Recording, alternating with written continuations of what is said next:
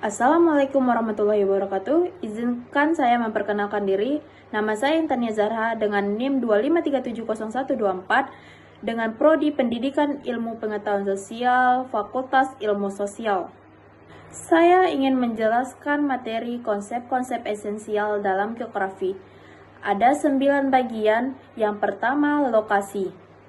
Lokasi adalah konsep fundamental yang merujuk pada posisi atau letak suatu tempat di permukaan bumi. Lokasi sangat penting karena menentukan karakteristik dan interaksi suatu tempat dengan lingkungan sekitar maupun wilayah lain. Ada 2 jenis lokasi. Yang pertama, lokasi absolut. Lokasi absolut adalah posisi tetap suatu tempat berdasarkan sistem koordinat geografis, yakni garis lintang dan garis bujur. Lokasi absolut bersifat tetap dan dapat diukur dengan presisi menggunakan alat geografi seperti GPS.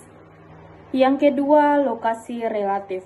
Lokasi relatif adalah posisi suatu tempat jika dibandingkan atau dihubungkan dengan tempat lain di sekitarnya.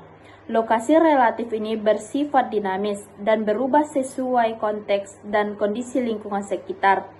Contohnya, Jakarta berada di pesisir utara Pulau Jawa, dekat dengan pelabuhan Tanjung Priok dan berdekatan dengan beberapa kota satelit seperti Bekasi dan Tangerang. Lokasi relatif sangat berguna untuk memahami hubungan dan interaksi spesial antar wilayah, seperti hubungan ekonomi, sosial, dan budaya. Yang kedua, ada jarak. Jarak adalah ukuran ruang yang memisahkan dua titik atau lokasi di permukaan bumi.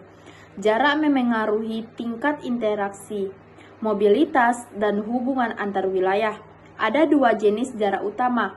Yang pertama, jarak absolut, mengukur ruang fisik antar dua lokasi dalam satuan panjang seperti meter, kilometer, atau milimeter. Contohnya, jarak langsung antara Jakarta dan Surabaya sekitar 660 km. Yang kedua, ada jarak relatif.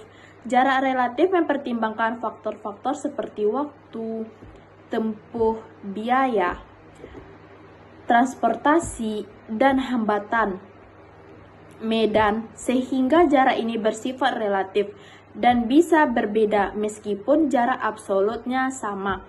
Misalnya, jarak relatif antara kota di gunung dengan kota di dataran rendah. Yang ketiga, ada keterjangkauan atau aksesibilitas. Keterjangkauan adalah tingkat kemudahan atau kesulitan untuk menjangkau suatu lokasi dari lokasi lain. Konsep-konsep ini merupakan gabungan dari jarak, kondisi transportasi, biaya, waktu, dan hambatan rendah. Yang keempat, ada morfologi. Morfologi adalah studi tentang bentuk permukaan bumi dan karakteristik fisik suatu wilayah, termasuk bentuk lahan, bentuk relief, pegunungan, dataran, lembah, dan sebagainya. Yang kelima, ada aglomerasi. Secara etimologis, kata aglomerasi berasal dari bahasa Latin, yaitu agglomerare, yang berarti mengumpulkan atau mengelompokkan menjadi satu. Dalam konteks geografi, aglomerasi didefinisikan sebagai pengelompokan aktivitas manusia, ekonomi, atau fenomena sosial lainnya pada suatu wilayah yang relatif sempit sehingga terbentuk pusat-pusat kegiatan. Menurut Sri Hastati, dalam buku Konsep Dasar IPS tahun 2019, aglomerasi adalah pengelompokan fenomena suatu objek yang memiliki kepemimpinan atau kesamaan menjadi satu kesatuan struktur di sebuah wilayah. Contohnya, pemusatan aktivitas industri, perdagangan, atau pemukiman di satu area tertentu. Definisi lain dari Rika Harini tahun 2020 menyebutkan aglomerasi sebagai pengelompokan beberapa fenomena geografi menjadi satu bentuk atau struktur kesatuan. Yang keenam, ada nilai kegunaan. Nilai kegunaan adalah konsep penting dalam ilmu ekonomi yang menjelaskan tingkat kepuasan atau manfaat yang diperoleh seseorang dari mengkonsumsi suatu barang atau jasa. Nilai kegunaan ini menjadi dasar bagi konsumen dalam membuat keputusan bagaimana cara menggunakan sumber daya yang terbatas agar mendapatkan kepuasan maksimal. Yang ketujuh, interaksi dan interdependensi.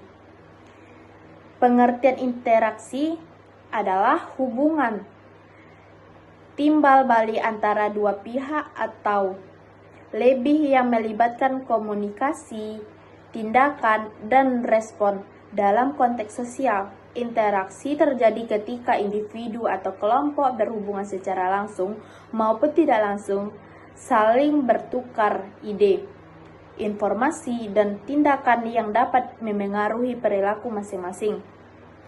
Interaksi dapat terbagi menjadi berbagai bentuk. Yang pertama, interaksi verbal, yaitu komunikasi yang menggunakan bahasa lisan atau tulisan. Yang kedua, interaksi nonverbal, seperti bahasa tubuh, ekspresi wajah, dan isyarat. Yang ketiga, interaksi langsung, bertemu secara fisik dan berkomunikasi secara tatap muka. Yang keempat, interaksi tidak langsung, melalui media seperti telepon, interaksi, atau surat. Itu yang kedua, pengertian interdependensi adalah keadaan ketika dua pihak atau lebih saling bergantung satu sama lain sehingga tidak bisa berdiri sendiri secara mandiri. Dalam kondisi interdependensi, perubahan atau tindakan yang dilakukan oleh satu pihak akan mempengaruhi pihak lainnya. Konsep ini menekankan adanya berkaitan yang erat dalam memenuhi kebutuhan atau mencapai tujuan bersama. Yang ke-8, diferensiasi area adalah konsep yang merujuk pada perbedaan karakteristik, fungsi, atau peran antara berbagai wilayah atau zaman dalam suatu ruang atau sistem, baik dalam konteks geografi, sosial, ekonomi, atau organisasi. Konsep ini penting untuk memahami bagaimana suatu area atau wilayah bisa berbeda satu sama lain, meskipun berbeda dalam satu kesatuan yang sama. Yang terakhir atau yang ke-9, keterkaitan ruang. Keterkaitan ruang adalah konsep penting dalam geografi yang menggambarkan hubungan dan pengaruh antara satu wilayah dengan wilayah lainnya.